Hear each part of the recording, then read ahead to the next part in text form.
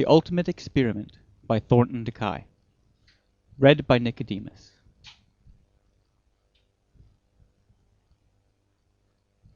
No living soul breathed upon the earth, only robots carrying on the last great order.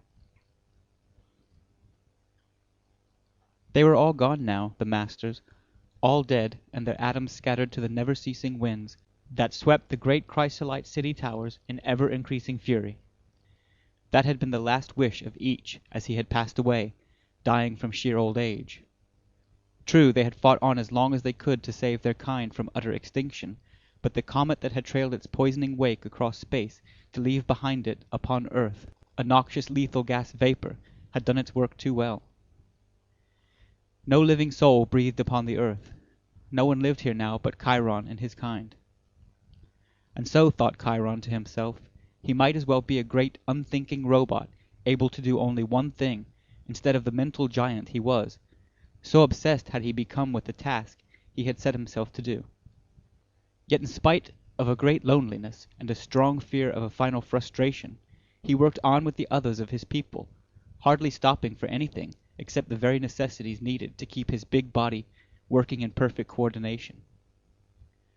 Tirelessly he worked, for the masters had bred, if that is the word to use, fatigue and the need for restoration out of his race long decades ago.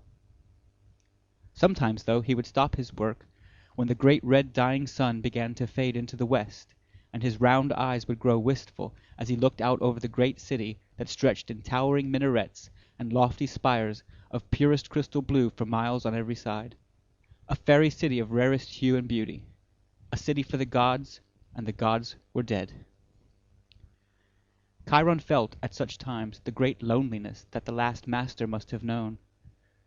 They had been kind, the masters, and Chiron knew that his people, as they went about their eternal tasks of keeping the great city in perfect shape for the masters who no longer needed it, must miss them as he did. Never to hear their voices ringing, never to see them again gathered in groups to witness some game or to play amid the silver fountains and flowery gardens of the wondrous city, made him infinitely saddened.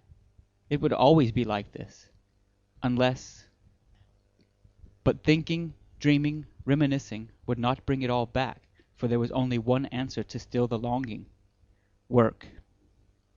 The others worked and did not dream, but instead kept busy tending to the 1,001 tasks the master had set them to do, had left them doing when the last master perished. He too must remember the trust they had placed in his hands and fulfill it as best he could. From the time the great red eye of the sun opened itself in the east, until it disappeared in the blue haze beyond the chrysolite city, Chiron labored with his fellows. Then, at the appointed hour, the musical signals would peal forth their sweet, sad chimes, whispering good night to ears that would hear them no more, and all operations would halt for the night, just as it had done when the masters were here to supervise it. Then, when morning came, he would start once more trying, testing, experimenting with his chemicals and plastics, forever following labyrinth of knowledge, seeking for the great triumph that would make the work of the others of some real use. His hands molded the materials carefully, lovingly to a pattern that was set in his mind as a thing to cherish. Day by day his experiments in their liquid baths took form under his careful modeling. He mixed his chemicals with the same loving touch, the same careful concentration and painstaking thoroughness, studying often his notes and analysis charts. Everything must be just so, lest his experiment not turn out perfectly. He never became exasperated at a failure or a defect that proved to be the only reward for his faithful endeavors, but worked patiently on toward a goal that he knew would ultimately be his. Then one day, as the great red sun glowed like an immense red eye overhead, Chiron stepped back to admire his handiwork. In that instant the entire wondrous city seemed to breathe a silent prayer as he stood transfixed by the sight before him. Then it went on as usual, hurrying noiselessly about its business. The surface cars, empty though they were, fled swiftly about, supported only by the rings of magnetic force that held them to their designated paths. The gravoships raised from the tower dromes to speed silently into the eye of the red sun that was dying.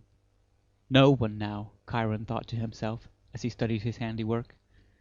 Then he walked unhurriedly to the cabinet in the laboratory corner, and took from it a pair of earphones resembling those of a long-forgotten radio set.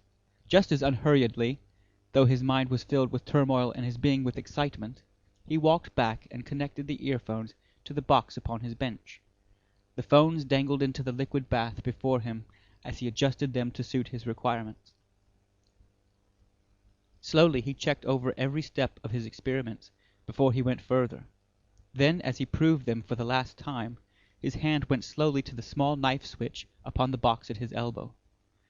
Next he threw into connection the larger switch upon his laboratory wall, bringing into his laboratory the broadcast power of the chrysolite city.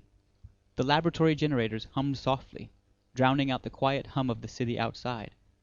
As they built up, sending tiny living electrical impulses over the wires like minute currents that come from the brain, Chiron sat breathless, his eyes intent. Closer to his work he bent, watching lovingly, fearful lest all might not be quite right. Then his eyes took on a brighter light as he began to see the reaction. He knew the messages that he had sent out were being received and coordinated into a unit that would stir and grow into intellect. Suddenly the machine flashed its little warning red light and automatically snapped off. Chiron twisted quickly in his seat and threw home the final switch. This, he knew, was the ultimate test. On the results of the flood of energy impulses that he had set in motion rested the fulfillment of his success or failure. He watched with slight misgivings. This had never been accomplished before.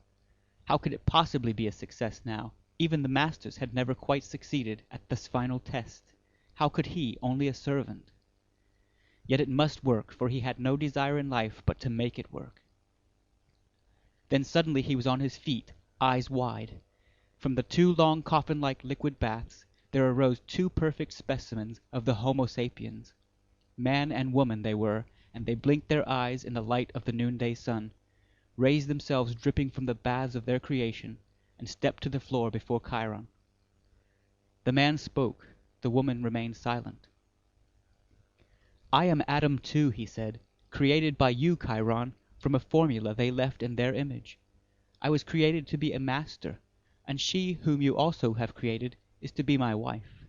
We shall mate, and the race of man shall be reborn through us and others whom I shall help you create." The man halted at the last declaration he intoned, and walked smilingly toward the woman, who stepped into his open arms, returning his smile. Chiron smiled too, within his pumping heart. The words the man had intoned had been placed in his still pregnable mind by the teleteach phones and record that the last master had prepared before death had halted his experiments.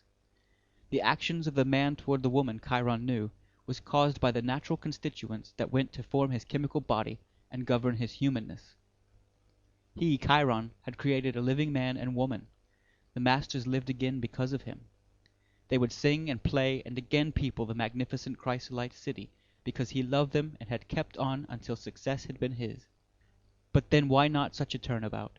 Hadn't they, the masters, created him, a superb thinking robot? End of The Ultimate Experiment by Thornton DeKy. Read by Nicodemus.